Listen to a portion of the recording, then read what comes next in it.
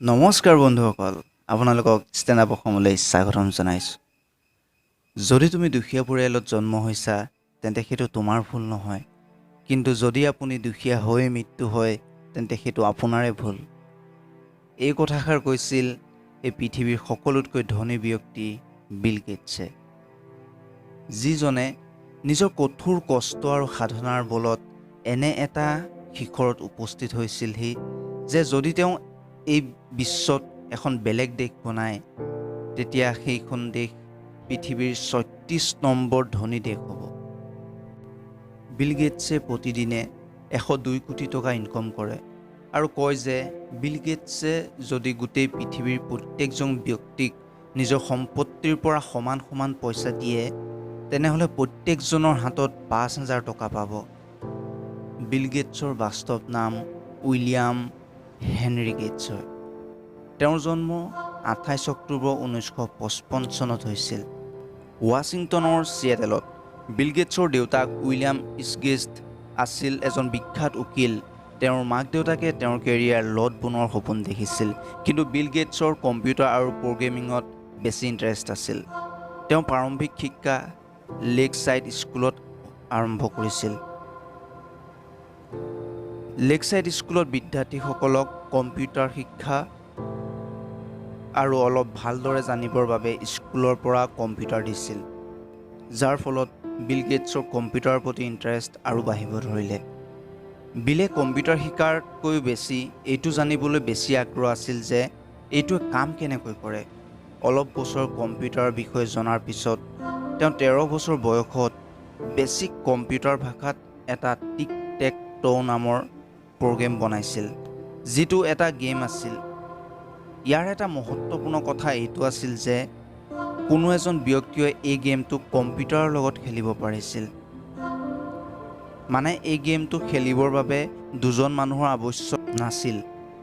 স্কুলৰ সময়তে বিল গেটছে পল এলেনক লগ পালে, যি তেওঁতকৈ ২ বছৰ ছিনিয়ৰ আছিল। কম্পিউটাৰৰ প্ৰতি থকা ধাৰণা আৰু বিচাৰৰ বাবে তেওঁলোক দুজন ভাল বন্ধু হ'ল, কিন্তু তেওঁলোক দুজনৰ স্বভাৱ বেলেগ বেলেগ আছিল। পল এলেন বহুত লাজুকীয়া আৰু শান্ত স্বভাৱৰ আছিল, কিন্তু বিল গেটছ তেওঁৰ বিপৰীতে অলপ চঞ্চল স্বভাৱৰ আছিল।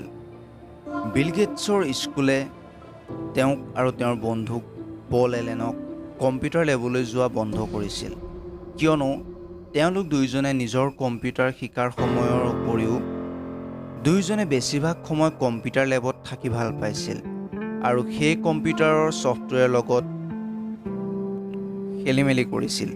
পিছত দুয়োকে এইটো চৰ্তত লেবত আহিবলৈ অনুমতি পালে যে তেওঁলোকে প্ৰগ্ৰেমিঙত এৰৰ উলিয়াব লাগিব। সেই সময়তে গেটছে এটা ছফ্টৱেৰ প্ৰগ্ৰেম বনাইছিল যি স্কুলৰ টাইম টেবুল চিডিউলৰ কামত আহিছিল। ১৯৭০ চনত ১৫ বছৰ বয়সতে বিল গেটছ আৰু এলেনে লগ লাগি এটা প্ৰগ্ৰেম বনালে যিয়ে চহৰৰ ট্ৰেফিক পেটাৰ্ণৰ ওপৰত দৃষ্টি ৰাখিছিল। তেওঁ এই প্ৰগ্ৰেমিঙৰ বাবে $২০,০০০ পালে, যিটো তেওঁৰ প্ৰথম ইনকম আছিল। ১৯৭৩ চনত তেওঁ লেকছাইড স্কুলৰ পৰা পাছ হৈছিল। তাৰ পিছত হাৱাৰ্ড ইউনিভাৰ্চিটিত তেওঁ এডমিশ্যন লৈছিল, কিন্তু বিল গেটছে ১৯৭৫ চনত গ্ৰেজুৱেশ্যন সম্পূৰ্ণ নকৰাকৈ কলেজ এৰিছিল আৰু নিজৰ কোম্পানীৰ প্ৰতি ধ্যান দিব ধৰিলে। ২৬ নৱেম্বৰ ১৯৭৬ চনত তেওঁ মাইক্ৰ'ছফ্ট এটা কোম্পানী হিচাপে ৰেজিষ্টাৰ কৰিছিল আৰু চাওঁতে চাওঁতে কম্পিউটাৰ ছফ্টৱেৰ দুনিয়াত সৰ্বোচ্চ স্থান লাভ কৰিলে। বিল গেটছৰ সম্পত্তিটো তেওঁৰ ল'ৰা ছোৱালীক কোনো অধিকাৰ নাথাকিব। বিল গেটছে কয় যে তেওঁ নিজৰ ল'ৰা ছোৱালীক ভাল শিক্ষা দিব, কিন্তু ইনকম কৰিবলৈ হ'লে সিহঁতে নিজৰ ৰাস্তা নিজেই উলিয়াব লাগিব।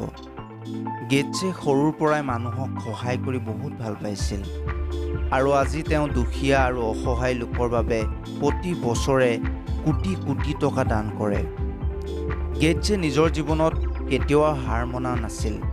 তেওঁ সদায় এইটো বিশ্বাস কৰিছিল যে ভুলটো সকলোৰে হয়, কিন্তু সেই ভুলবোৰ যোনে শুধৰাবৰ বাবে চেষ্টা কৰে সেইজনে জীৱনত সফল হ'ব পাৰিব। আপোনাৰ বহুমূলীয়া সময় দিয়াৰ বাবে হৃদয়ৰ পৰা প্ৰেমপূৰ্বক ধন্যবাদ।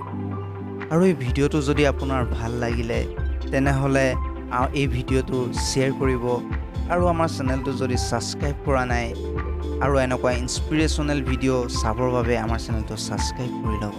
ধন্যবাদ।